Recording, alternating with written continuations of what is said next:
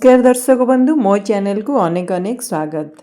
चलतु बनैबा marble cake जोटा को जेब्रा केक कहती से मु प्रथमे गोटे कप गहमर अटा आउ नहीं अधा कप रु टिके अधिक आउ अधा कप नहीं अमूल पाउडर गोटे टेबल स्पून नहीं मु बेकिंग पाउडर आउ हाफ टेबल स्पून नहीं बेकिंग सोडा मन रखु मेजरमेंट ठीक से रखिए ताकि आपणकर केक एमती सॉफ्ट बनेबो।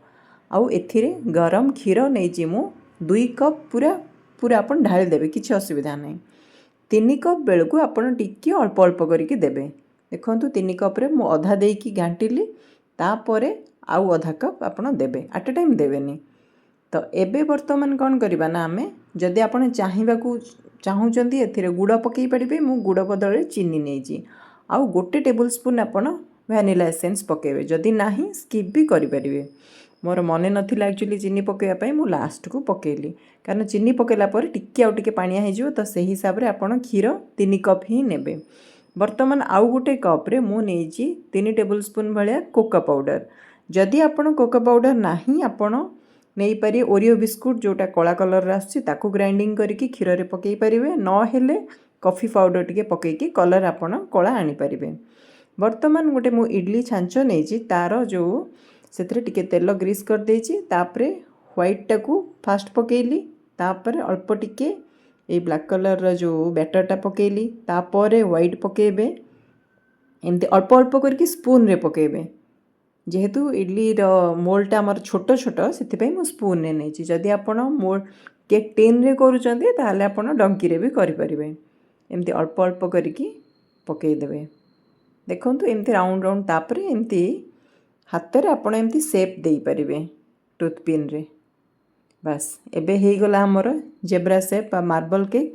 एबे आमे इडली छांचे रे पानी किछि देकी ताकू गरम कर देथिले वर्तमान हमर मोल्ड टाकू नै रखी देकी कवर दे देबा। बेसी समय नै आपण को 15 रु 20 मिनिट ही लागिला मते। आ एबे टूथ पिन रे टिके मझी रे प्रेस करके देखिबे साइड रे किछि लागेनी मझी रे भी ता माने हमर केक टा पूरा भल से हेई जाईछि। मु बिना तेल रे ही करिछि देखंतु पूरा सॉफ्ट बनीची आ पछपटे भी देखंतु किछि भी लागेनी कोठी किछि भी हेनी बहुत बढ़िया से हेची। वर्तमान मु जदि आपण इडली छांच बदल रे एमती गिन्नारे भी करूचंती ताहाले भी सेम प्रोसीजर आपण को प्रथमे धळा बैटर टाकू पकेबे तापरे कलर जो ब्लैक रो पकेबे देखिकी अल्प अल्प करके पकेबे एमती आ ता ऊपरे आपण धळा पकेबे एमती हल्का हल्का करी पकेबे ता ऊपरे कला करी पकेबे एमती सेम प्रोसीजरटा आपण पूरा लास्ट पर्यंत आपण को नबा को पड़िबो एमती अल्प अल्प करके नहीं जिबे। बस वीडियोटी भल लागिले सांग माने लाइक करिवे शेयर करिवे चैनल रे नुआ थिले सब्सक्राइब करबा को ढेर सारा अनुरोध। तापर एमती टूथ पिन रे मु जेमती आपण को वीडियो रे देखौची से भले आपण ताको एमती स्ट्रेच करी करी चलिबे हल्का हल्का। बस देखंतु एमती स्टार भले आपणकर आसी जिवो। बस यही भाया हो छोट पिला माने हुंतु बा बड़ माने हुंतु खाइबा पई बहुत ही टेस्ट आसीबो। देखंतु तापरे ताको एमती गोटे जाली देकी ता ऊपर रखी देबे 15 रु 20 मिनिट पर देखंतु एही भाया अछि ता भीतर मझी रे आपण टिके देखिबे टूथ पिन रे बस कोटी किछि लागेनी ता माने हमर केक पूरा एबे हेई जाइछि। ताकू काढी देबे ठंडा हला परे आपण सदा बेले डिमोल्ड करिवे ठंडा हला परे।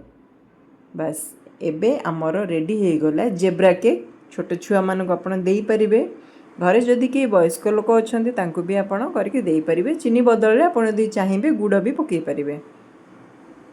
बस देखंतु एई टाइप रो जदि आपण गिन्ना रे करचंती ताले टिके बड़ साइज रे आसीबो जदि आपण इडली छांचा रे करचंती ताले टिके छोटो आसीबो नहले आउ किछि भी डिफरेंस नाही।